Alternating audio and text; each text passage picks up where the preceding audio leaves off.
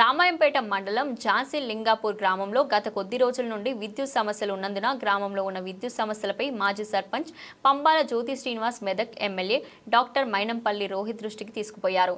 స్పందించిన ఎమ్మెల్యే వెంటనే గ్రామంలో విద్యుత్ సమస్యలను పరిష్కరించాలంటూ విద్యుత్ శాఖ ఎస్సీ శంకర్కు ఆయన ఆదేశాలు జారీ చేశారు. గ్రామంలోని 33/11 కేవీ విద్యుత్ సబ్స్టేషన్లో గ్రామంలో విద్యుత్ సమస్య రాకుండా నిరంతరం విద్యుత్ సరఫరా అయ్యే విధంగా పీటీఆర్ను బిగించారు. పీటీఆర్ను బిగించడంతో గ్రామంలో విద్యుత్ సమస్య తీరుతుందని స్పందించిన ఎమ్మెల్యేకు విద్యుత్ శాఖ అధికారులకు గ్రామస్తులు కృతజ్ఞతలు తెలిపారు. ఈ సందర్భంగా ఎస్ఈ శంకర్ మాట్లాడుతూ నాణ్యమైన విద్యుత్తో పాటు నిరంతరం విద్యుత్ సరఫరా అయ్యే విధంగా విద్యుత్ సరఫరాలో అంతరాయం కలగకుండా ఇచ్చేందుకు కృషి చేయడం జరుగుతుందని, గ్రామంలో బకాయి ఉన్న విద్యుత్ బిల్లులను ఈ నెలాఖరులోగా చెల్లించాలని ఆయన కొన్నారు. ఈ కార్యక్రమంలో ఎస్సీ శంకర్, ఏడీ ఈదయ్య, ఏఈ తిరుపతి రెడ్డి, మాజీ సర్పంచ్ పంబాల జ్యోతి శ్రీనివాస్, బండప్ప నర్సిరెడ్డి, మంగళి ప్రభాకర్, రవికుమార్, సత్యనారాయణ, విద్యుత్ శాఖ సిబ్బంది తదితరులు పాల్గొన్నారు. మా సిఎండి గారు కానీ ఫారూక్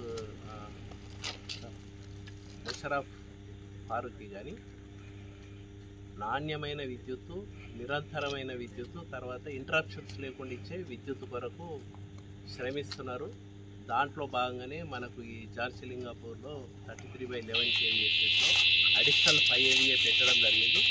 దీని వలన నాణ్యమైన విద్యుత్ వస్తుంది, నిరంతరమైన సప్లై వస్తుంది, తర్వాత ఇంటరప్షన్స్ కూడా ఉండవు.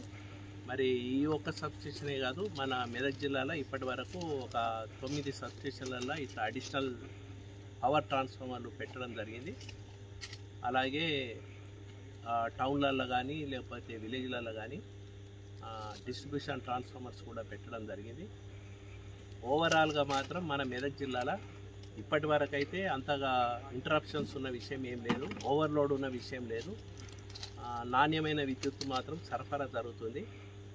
దీని కొరకు మా సిబ్బంది కూడా 24 గంటలు శ్రమించి విద్యుత్తును మన వినియోగదారులకు ఇవ్వడం జరుగుతుంది. ఇది కొనసాగుతుంది ఇక ముందు కూడా. Thank you sir. ఇప్పుడు మరి ఈ విద్యుత్ బిల్లులు కట్టడం వల్ల కట్ చేస్తుంది కదా, ఇప్పుడు ఇవేమో వేస్తుంది, అవేమో కట్ చేస్తుంది. సంవత్సరానికి సంబంధించి మొత్తం సంవత్సరం నుంచి ఒక 2-3 నెలలు కట్టకుండా మా సిబ్బంది అంతగా పట్టించుకోలేదు. అంటే పోయిన ఏప్రిల్ 2024 నుంచి ఈ నెల వరకు కూడా కొందరు కట్టనోళ్ళు కూడా ఉన్నారు. మరి ఈ సంవత్సరం ఎండింగ్లో మాత్రము బకాయిలు మాత్రం ఉండకూడదు.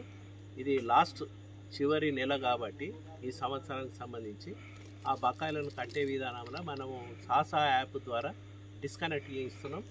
దాని ద్వారా ప్రజలు ఏమీ ఇబ్బంది పడకూడదు. ఎందుకంటే బకాయిలు వాళ్ళకు ఉండకపోతేనే వాళ్ళకు కూడా నిరంతరమైన విద్యుత్ వస్తుంది, మధ్యలో ఇంటరప్షన్స్ కూడా ఉండవు.